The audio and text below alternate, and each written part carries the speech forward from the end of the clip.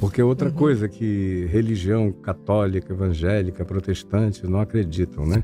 Morreu, ou vai para o céu, ou vai para o inferno. Mentira. Meu Deus, a eternidade não é mensurável por espaço-tempo. Exatamente. É de modo que no átimo do que a gente chama de cessação da vida, é onde começam todas as revelações, sem bloqueios parentais, sem traumas da vida, sem os impedimentos cognitivos, sem todas as deformidades ou atrofias neurológicas, sem tudo aquilo que hoje é bloqueio, é blindagem. De repente, quem não via, vê e escolhe. E aí é por isso que eu tenho absoluta certeza que o que nos aguarda é infinitamente maior do que qualquer pressuposição de grandeza, de glória, de assambarcamento, de abraço divino, de tudo. Está para além de tudo que pedimos, pensamos, imaginamos, aquilo que os olhos nunca viram, aquilo que os ouvidos nunca ouviram. Expansão, né? É. Porque se expande, né? Expande. Quem ama, se expande. Deus é amor. É expansão. Quem ama não perde esse endereço. É natural. Tá ligado. É um yame. É um enlace. Não tem um enlace quântico? Tem um enlace da gente com o Criador. O tempo todo. O tempo todo. Eu conversei com um psiquiatra que estuda muito a questão da ciência e espiritualidade. Ele coloca a espiritualidade como uma condição humana, né? Como a gente tem o físico, como a gente tem a mente, a gente tem a espiritualidade.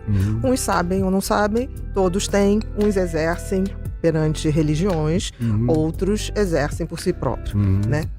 E uma das coisas, e depois até vou te mandar um livro dele, é o Alexander Moreira Almeida. Gostaria. Ele tem ele é da Universidade Federal de Juiz de Fora, e ele tem uma formação lá no NUP, que é Núcleo de Pesquisa de Espiritualidade e Saúde. Que legal. Mas são artigos científicos, mas muito. Então ele vê todas as manifestações de espiritualidade. E ele fala muito de Chico Xavier, fala de as experiências quase morte, de revelações de pessoas que têm essa capacidade de falar coisas que, como se ela pudesse andar na linha do tempo, né? Isso está muito... Eu acho que está vindo um momento que a ciência está tendo que se deparar com isso. E é uma coisa com a qual, pela bondade de Deus na minha vida, eu tenho tido muita experiência com isso desde sempre. Porque o meu pai me introduziu a isso o tempo todo. E no ato da morte dele, por exemplo, eu e ele, que tínhamos um yame muito profundo, tivemos experiências absolutamente chocantes disso tudo. E eu tive também um privilégio, quando você falou há uns 15 minutos atrás, porque eu não acredito que a vida está contida aqui. Eu tenho absoluta convicção, até porque eu vi 2 vezes, e todas 2 bem acompanhado. Meu pai e meu time de futebol, quando eu tinha 14 anos de idade, indo aqui de Niterói para Bom Jesus de Itabapuana, Itaperuna, no meio daquele retão que leva para lá antes da região dos lagos, num dia azul. Meu pai foi parando o carro, olhou para cima, falou: desçam. Ele era muito calmo. Aí nós descemos, ele falou: olhem só. Aí estava ali, aquela esfera que não brilhava, era um negócio extraordinário. De repente, em menos do que um átimo, aquilo que estava longe apareceu assim na nossa cara. E Ana, foi uma sensação esquisitíssima, a sensação de estar sendo visto. Não era um negócio que parecia que tinha parafuso, solda, nem nada. Parecia um ente orgânico, embora a aparência fosse quase metálica, embora não fosse, na minha percepção. Entendi. Era algo vivo que não tinha um formato humano, como a gente está acostumado. Biológico, acostumado a ver. E aí eu olhei e falei: esse negócio enxerga. E aquilo ficou olhando, e eu fiquei me vendo visto por ele. Eu falei: nós estamos trocando aqui nós 2. De repente aquilo fez zic, foi embora, e todo mundo perplexo. Eu perguntei: pai, o que é isso? Ele falou: não é da nossa ordem de coisas. Da nossa ordem de coisas. Que coisa perfeita. Que fala, Pedro, não é da nossa ordem de coisas. Tá para além da nossa capacidade de entender, mas existe. Aí, em outubro de 74, eu estava numa aula de física com meu professor de física em Manaus. Eu já era pregador do Evangelho desde 73, já estava na televisão, ia casar. Quando eu ouvi aquele alarido do lado de fora, Aí corremos para a janela, eu e o professor de física e a classe inteira, mas eu fiquei ao lado dele. Ana, quando a gente olhou para o céu, você imagina um negócio assim, maior do que o pão de açúcar? Não eram essas luzezinhas, orbezinhos, não sei o que. Tudo que eu vejo por aí parece brincadeira perto das coisas que eu já vi. Aquela coisa enorme, vazada por algumas pequenas luzes, sem ser escotilhinha. Eu não levo muito a sério essas aparições de escotilha, disco voador, não sei o quê. Isso tudo parece coisa de criança comparado... Tudo que a gente já viu não vale. Não. Tem que ser algo que a gente não que imaginou. Eu nunca imaginei aquilo inimaginável. Ali. Eu fiquei olhando para aquilo, o professor calado, olhando para cima. Aí eu virei para ele e falei, e aí, professor Bessa? Aquela coisa enorme em cima de Manaus, do Rio Negro, na nossa frente. Tem 8 quilômetros de largura. Parecia que cobria o Rio Negro inteiro.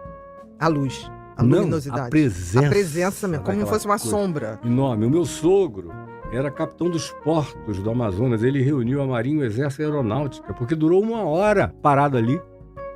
Num tempo que não tinha fotografia, não tinha nada. Foi Ninguém estava com o celular na mão. Nem os jornais conseguiram fotografar. Nem tinham condição de fotografar naquela escuridão. Era para os olhos, no máximo, verem. Conclusão. Até que aquilo saiu lentamente, sem nenhum ruído, parado, primeiro em cima, depois saiu, ficou 1 hora na nossa presença, indo até que desapareceu na escuridão do Alto Rio Negro. E eu falei, e aí, professor? Ele falou, Caio, do nosso mundo é que não é. Não é da nossa natureza. Não. É só isso. Do nosso mundo é que não é. E não é mesmo. Né? E a Bíblia é um livro que sem alienígenas é um livro que praticamente não existe. Se você abre em Gênesis 2, tem uma alienígena lá, uma serpente que fala. Quando na arquetipia de Gênesis, os seres humanos comeram da árvore do conhecimento do bem e do mal, Deus colocou um querubim, que é um ser alienígena, para cuidar do caminho da árvore da vida. Aí você chega em Gênesis 6, tem uma categoria de seres alienígenas apelidados de os vigilantes, ou os Benai Elohim, que significam os filhos de Deus. Como todas as culturas da Terra dizem que são filhos das estrelas, filhos de Deus. Todo mundo diz a mesma coisa. Na Terra inteira. Aí os Benai Elohim, lá em Gênesis 6, que vieram e se hibridizaram com as filhas dos homens e criaram o que a cultura grega define como os deuses dos povos. Os mesopotâmios chamam de Anunnakis, todos os Hopis chamam de os filhos das estrelas. Todas as grandes culturas, não é possível que quase 2.000 mitos de 7.000 anos de idade, dizendo a mesma coisa, às vezes dentro dos mesmos parâmetros, até terráqueos, dizendo a mesma coisa, estivessem todos inventando isso. Eu acho que...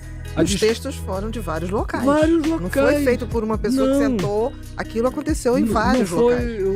Não foi Maomé escrevendo o Alcorão, nem foram os sábios de Israel no exílio em Babilônia montando a Bíblia. Não, é na terra inteira dizendo a mesma coisa.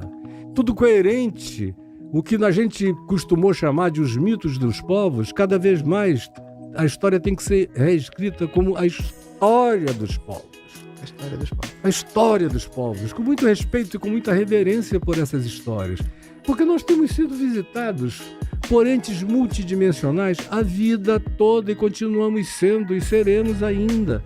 Mas a limitação mental é um negócio extraordinariamente chocante. Talvez seja o medo, Caio. As pessoas têm medo do que elas não definem, têm medo, por isso elas acreditam em coisas absurdas, mas para ter alguma certeza. Desde que seja um fetiche palpável que fica na mão delas. Exatamente. Né? Então eu acho que as pessoas têm necessidade de ter certezas para, entre aspas, ter segurança. Só que tem que isso não dá segurança. Não dá nenhuma. Nenhuma segurança. Pelo contrário, isso só faz... Só te reduz. Exatamente. Diz, olha, você tem a bênção de ter uma consciência capaz de estudar o universo, mas você é menos do que nada. Agora, no universo, o que importa não são os tamanhos nem as quantificações, são as qualificações lúcidas, conscientes e esse loop que se volta sobre si mesmo e diz eu. Isso é que é mais importante do que o Sol, do que Andrômeda, do que qualquer coisa, é esse papo aqui. Se inscreva, deixe o like e que partilhe o vídeo.